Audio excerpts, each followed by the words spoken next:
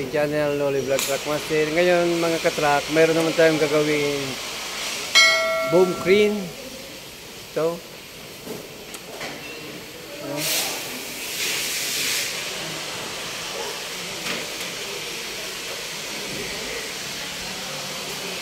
Bali, nabalagtot ang chassis ito mga katrak. Kaya ayusin natin yung chassis.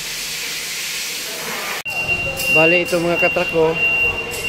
Nabalagtot yung chassis niya kasi na-overload yung pagbuhat niya ng mabibigat na makina.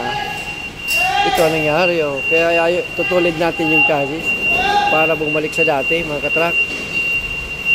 Bababa pa natin ang transmission kasi gagala pa tayo doon sa loob ng transmission mga katrak. Ito mga katrak ko, Tandano boom crane. Laki oh.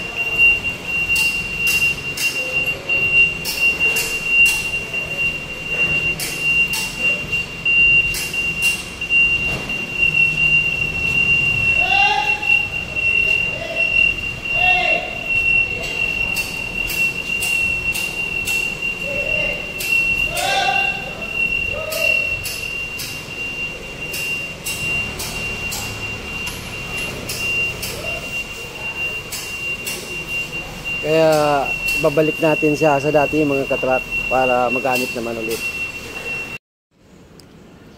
Ito na mga katrak ko. Binalik na natin sa dati.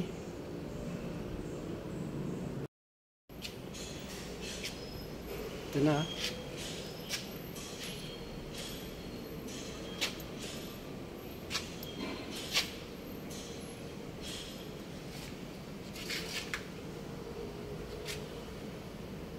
Lagyan natin siya ng pintuan sa likod kasi yung dati niya wala siyang pintuan. Yan ang gusto ng may-ari kaya nilagyan natin siya ng pinto. Binutasan natin bandang kanan.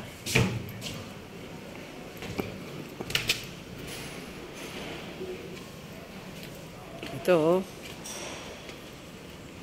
Gagawa na tayo ng pinto mga katrak. Bali nilagyan natin siya ng hinges oh. Kabilaan sa taas.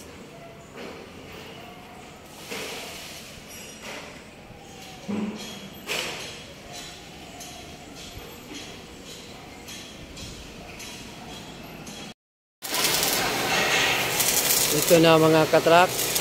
Pinipinis na natin yung paglagay ng galapa sa crane. Itong restore natin yung ating chassis na nabaluktot. Makikita nyo mga truck, pinupulwid na natin, no? Nilagyan na natin siya ng chassis na makapal para din na siya bumaluktot ulit.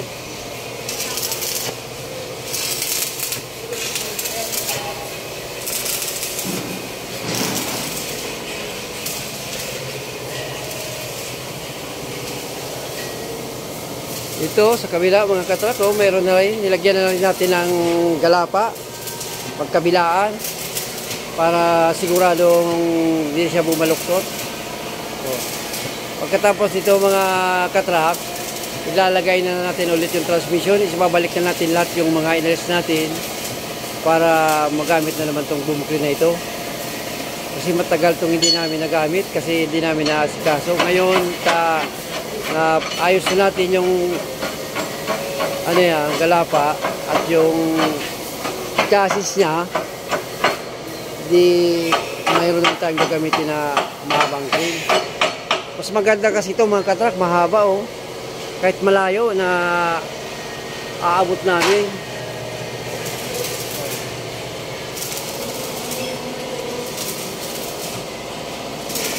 Takot malapad yung paa niya oh. Oh.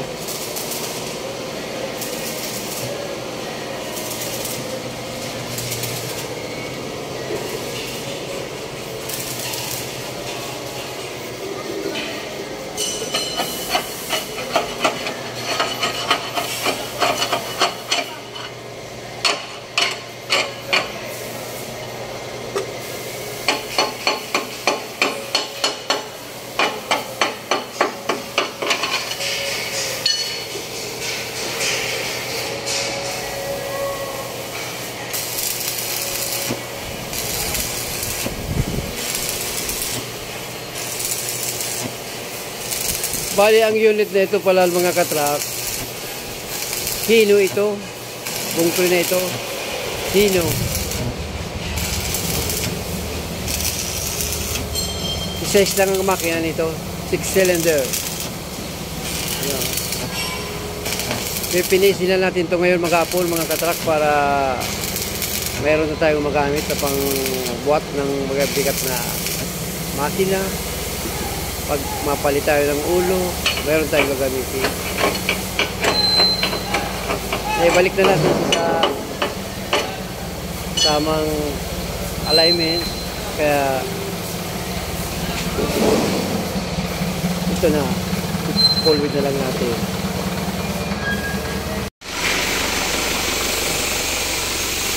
Ito na mga katrak.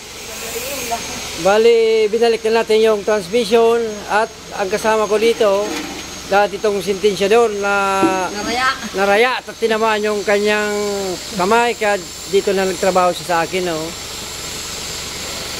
Ito na, patapos na tayo dito sa ating restoration of chassis mga katrak. Ito na. Oh.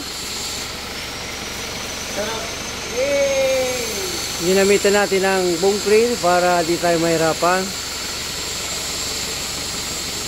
Ito na. Oh. Lalagyan na natin ng bolt yung transmission para maalis na natin yung bumpy. Tapos itong pintor, oh, nanonood pa rin pati dito sa aming ginagawa. Parang bali ito eh. Ito na, oh. I-edit na.